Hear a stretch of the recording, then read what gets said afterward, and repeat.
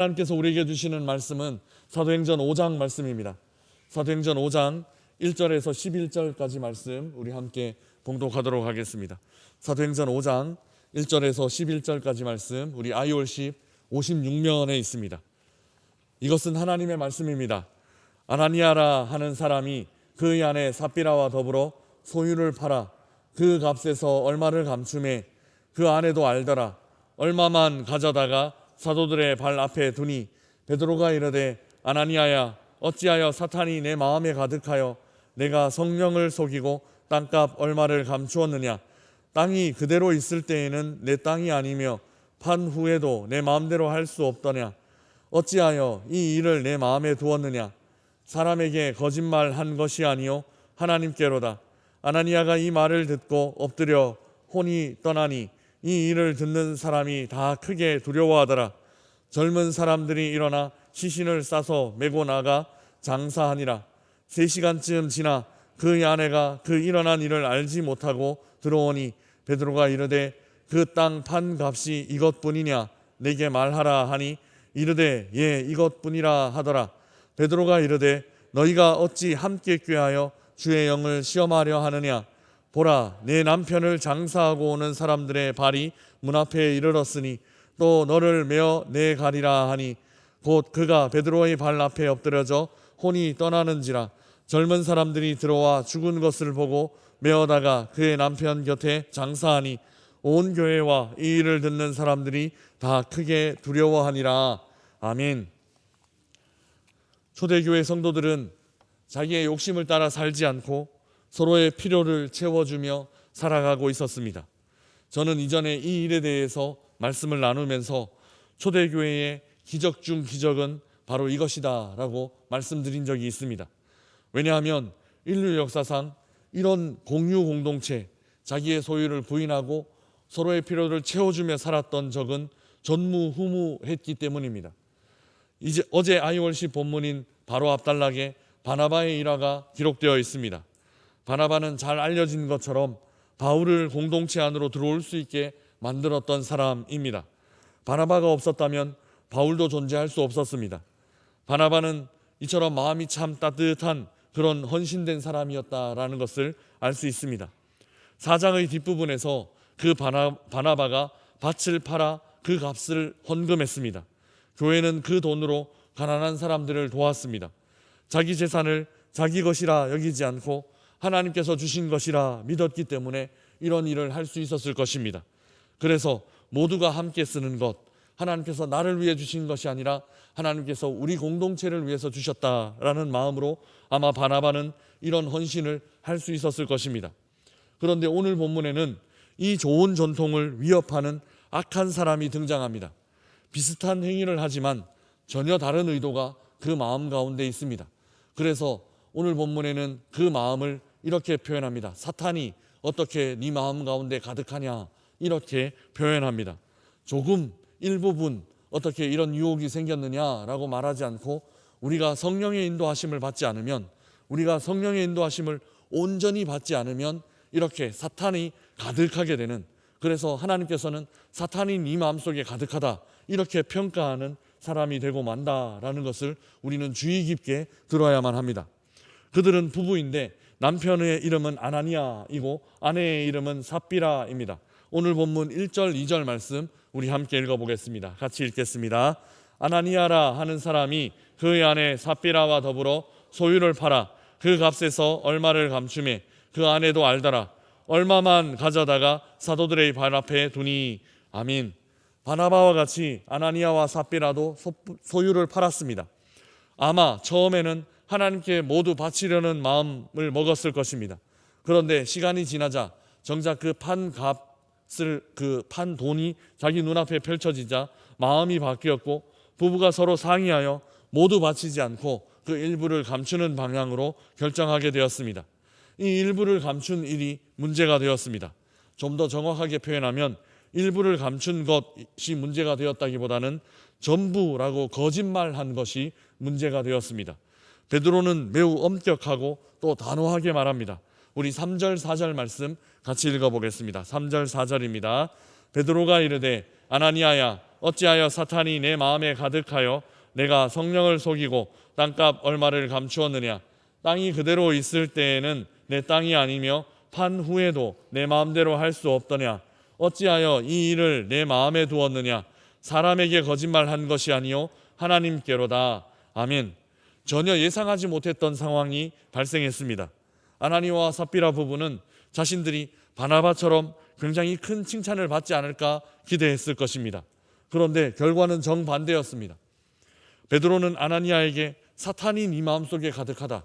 왜냐하면 하나님의 성령의 이끌림을 받아 이런 일들을 행한 것이 아니라 사탄의 이끌림을 받아 이런 일들, 이런 마음을 먹었고 이렇게 행동한 것이기 때문에 베드로는 아나니아에게 사탄이 네 마음에 가득하다 이렇게 말하고 있습니다.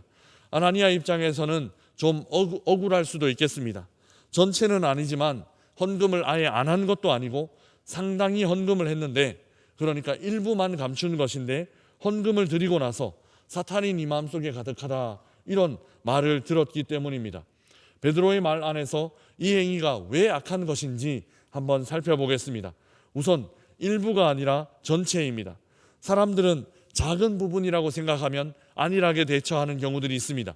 그러나 하나님은 그 부분이 결코 작지 않고 그 부분이 굉장히 큰 부분이 될 수 있다라고 말씀하십니다.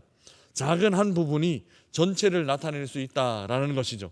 일부 거짓인 것이 아니라 일부가 전체가 될 수 있다. 그 자체가 거짓이다라고 말씀하고 계신 것입니다. 사람들은 일부분에 대해서는 굉장히 관대한 마음을 가질 때가 있습니다. 전체를 하지 않은 것이 아니라 일부를 하지 않은 것이니 어느 정도 정상 참작 같은 것이 될 수 있다라고 그렇게 생각합니다. 그런데 그렇지 않습니다. 구약시대 이스라엘 민족의 상황이 딱 이랬습니다. 이스라엘 사람들은 하나님을 섬기지 않은 것이 아닙니다. 그들은 하나님을 섬겼습니다. 분명히 하나님을 섬겼습니다. 그들은 성전에서 예배를 드렸고 또 절기를 꼬박꼬박 지켰으며 또 여러 제물들로 하나님께 가져와 하나님께 드리기도 했습니다. 그러나 그들은 하나님만 섬긴 것은 아니었습니다. 다른 우상들도 겸하여 함께 섬겼습니다. 하나님도 섬겼지만 다른 우상들도 섬겼습니다. 하나님만 섬긴 건 아니지만 하나님도 섬겼으니 사람들은 완전히 나쁜 것은 아니다. 내가 그렇게 나쁜 것은 아니다. 사탄이 내 마음속에 가득한 그 정도는 아니다 라고 생각했을 것입니다. 그리고 오히려 이런 방식이 지혜로운 방식 아닌가라고까지 생각했을 것입니다. 그런데 하나님 어떻게 판단하시는가? 하나님 그렇게 판단하시지 않습니다. 이를 일부 나쁜 행위 혹은 일부 우상 숭배라고 말씀하시지 않는다라는 것입니다. 이는 그저 우상 숭배일 뿐입니다. 일부분 우상 숭배한 것이 아니라 이것은 우상 숭배를 한 겁니다. 그냥 우상 숭배를 한 거라는 겁니다. 전적인 타락이라는 의미죠. 순전하지 않고 온전하지 않은 것은 일부의 죄악이 아니라 전체의 죄악입니다. 사람들은 행위 중 일부분이라고 생각하지만 하나님은 그 마음의 전체를 바라보십니다. 아나니아와 삽비라 부부도 마찬가지입니다. 그들이 일부를 감추는 것은 그들의 자유입니다. 그들에게 땅을 팔라고 강요한 사람 아무도 없었고 심지어 모든 것을 바쳐야 한다라고 말한 사람도 아무도 없었습니다. 그런데 일부를 감추어서 전체라고 거짓말한 것이 문제입니다. 이 부부가 정죄를 받은 것은 땅이나 물질 자체의 문제가 아니라는 것입니다. 그것이 일부분이냐 전체냐 이런 문제가 아니라는 것입니다.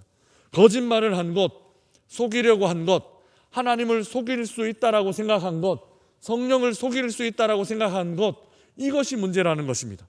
모든 것을 바칠 수 있는 마음의 준비가 되어 있지 않았다면 솔직하게 그렇게 고백하면 될 일입니다. 그리고 그렇게 행동하면 될 일입니다. 그 범위만큼, 그러니까 내 믿음의 분량만큼 섬기고 또 헌신하면 하나님께서 결코 뭐라고 하시지 않습니다. 주님, 저는 이 정도, 아직은 믿음이 이 정도밖에 되지 않아서 이 정도밖에 섬길 수 없습니다. 주님, 제가 믿음이 더 성장하면 그때 더 많이 섬기겠습니다. 이렇게 솔직하게 고백하면 하나님 그것 갖고 절대로 뭐라 하시지 않습니다. 그러나 그들 부부는 바나바처럼 칭찬을 받고 싶고, 그런데 실제로 돈을 보니, 물질을 보니 다 바치기는 아깝고 그 사이에서 잔머리를 굴려서 거짓말하다가 이런 큰 저주를 받게 된다라는 것입니다. 두 번째로 이 일은 사람을 속인 일이 아니라 하나님을 속이는 것입니다. 우리는 이 사이에서 분명하게 깨달아야 합니다. 4절 말씀 다시 한번 읽어보겠습니다. 4절입니다. 땅이 그대로 있을 때에는 내 땅이 아니며 판 후에도 내 마음대로 할 수 없더냐. 어찌하여 이 일을 내 마음에 두었느냐. 사람에게 거짓말한 것이 아니요 하나님께로다. 아멘.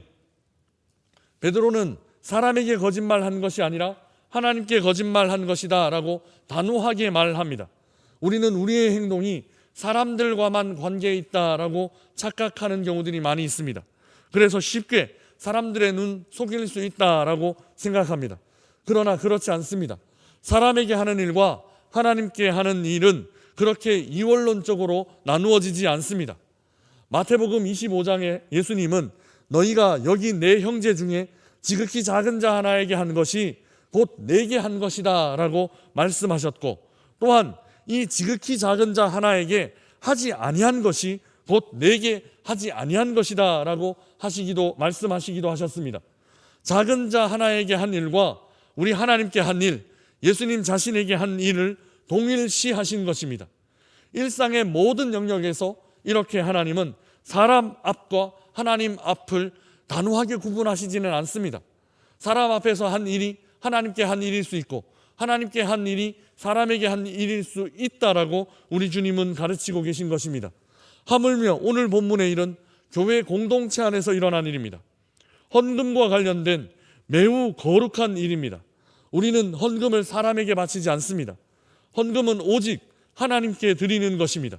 좀 더 정확하게 하나님께서 우리에게 먼저 주신 것을, 하나님께서 우리가 일상생활을 영위할 수 있고 가정과 또 여러 가지 상황들을 돌볼 수 있도록 하나님께서 우리에게 먼저 주신 것을, 그 일부를 하나님께 돌려드림으로 이 모든 것이 하나님의 것입니다 라고 고백하는 것이 바로 헌금이라는 행위입니다.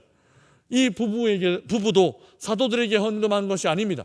사도들의 발 앞에 두었지만 사도들에게 헌금한 것이 아닙니다. 이 부부의 행위는 하나님께 한 것입니다. 그런데 두 마음을 갖고 거짓말을 한 것입니다. 하나님은 금액이 크고 작음으로 사람을 절대로 판단하시지 않습니다.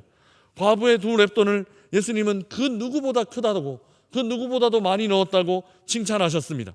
그 마음을 보신 것입니다. 어떤 마음으로 우리가 하나님께 헌금을 하는지 그 마음을 보신다라는 것입니다. 얼마나 순전한 마음으로 드렸는지 헌금 안에는 우리의 마음이 고스란히 담깁니다. 아나니아와 삽비라는 하나님께 드리는 마음이 없었습니다. 그 헌금으로 사람들에게 좋은 인상 남기려는 사람들을 의식하는 마음뿐이었습니다. 그러니 하나님을 속일 수 있다라고 생각했던 것이겠죠. 헌신도, 헌물도, 헌금도 사람에게 보이려고 하면 시험에 들게 됩니다. 헌신하는 일, 헌금과 헌물하는 일은 하나님만 바라보아야 하는 일입니다. 그리고 그 마음을 하나님께서 받으십니다. 사랑하는 명선의 가족 여러분, 일부라고 거짓 위안 얻어서는 안 됩니다. 그 일부가 전체를 판단하게 하기 때문입니다. 또한 사람에게 보이려고 해서도 안 됩니다. 우리는 언제나 하나님 앞에 서 있습니다. 사람에게 하듯 하지 말고 하나님께 하듯 해야 한다라는 것입니다. 항상 주께 하듯 마음을 다하여 하나님의 것을 진실하게 구별하여 드릴 줄 아는 우리 명선의 성도들 되시기를 주님의 이름으로 축복합니다. 그리고 이런 마음으로, 또 두렵고 떨리는 마음으로 이 하루를 하나님 앞에서 살아가시기를, 또 살아내시기를 주님의 이름으로 축복합니다. 우리 주신 말씀 생각하며 함께 찬양하겠습니다.